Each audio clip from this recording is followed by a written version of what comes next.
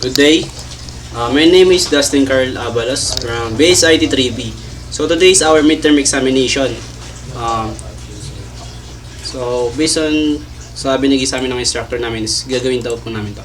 Output based examination focus on SQL queries and simple data mining demonstrations. So ito lahat yung mga tasks na pinapapagawa. So queries po. It's all about queries, SQL queries and from the database. So yung unang task is retrieve all primary products from the database and organize them based on size. So dito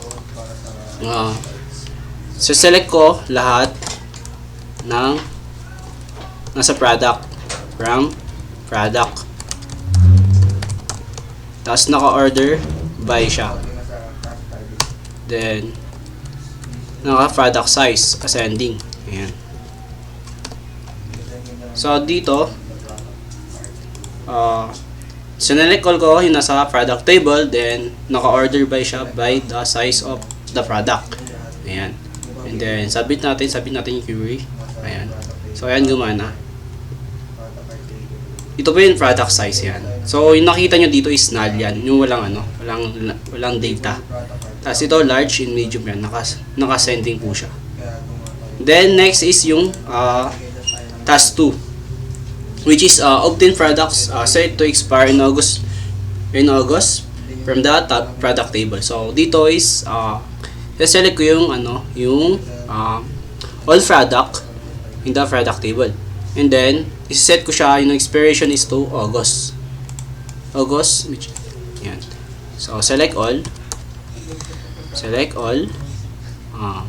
from product where month product expire date or expiration date. So ito po yun. So yan, ito po yun.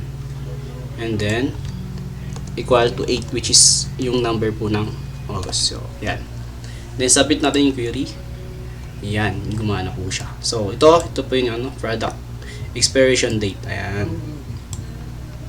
So as you can see dito po is naka-set lang siya or naka-organize siya on August, only August.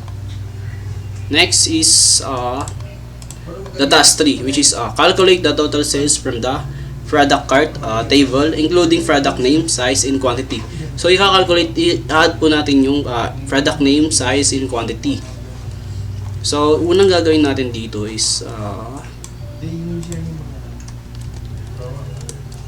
select and then product name, then size, and then sum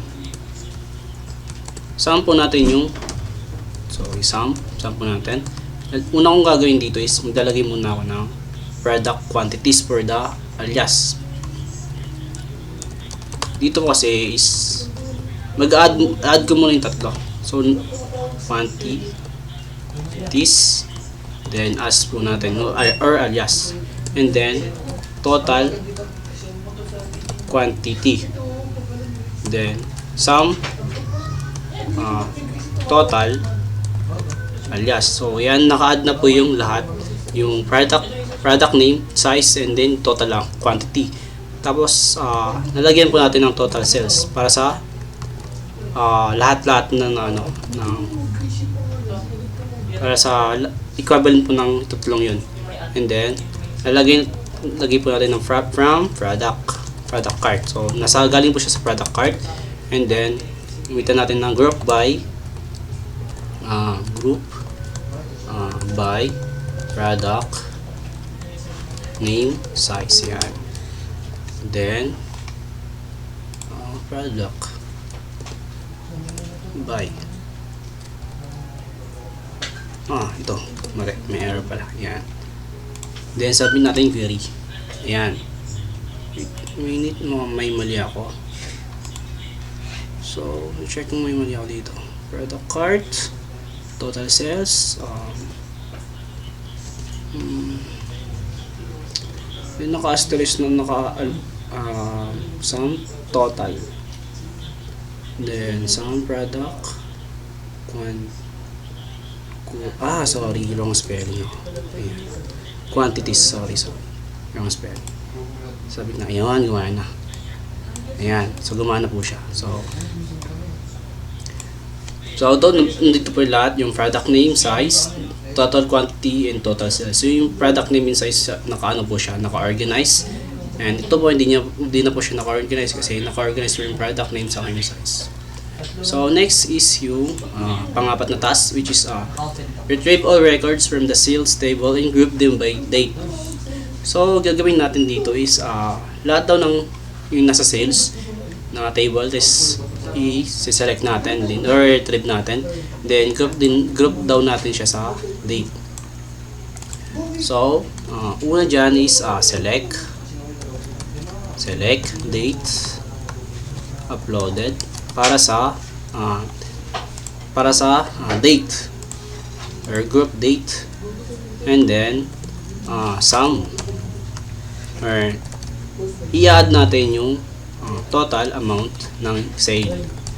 Tapos gagamit ako ng alias para sa total sales. Ayan.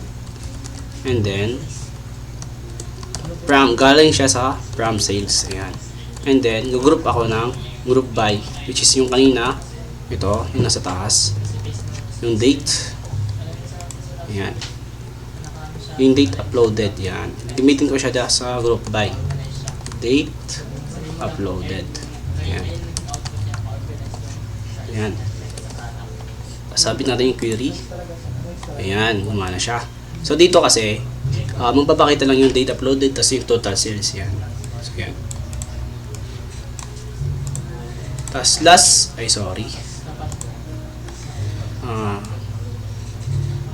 task is determine the number of entries in the product cart table. So dito daw is alamin daw natin kung ilan yung number of entries sa product cart.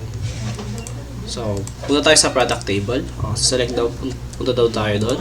And then unang gagawin dito is select count para bilangin natin yung entries or number of entries. And then select all natin yung nasa product cart. Yan. Pero maglalagay muna ako ng alias para sa number entries. Yan, entries, and then from product cart. Ayan. So count ko yung yung number of entries from the product cart. So sabit natin. So ayun, gumana siya. Ayan. Bale, number of entries is 11. So yun po yun. So yun lang po yung midterm examination or yung mga tasks na pinapagawa sa amin. So that's all. Please subscribe with my YouTube channel, and thank you for watching.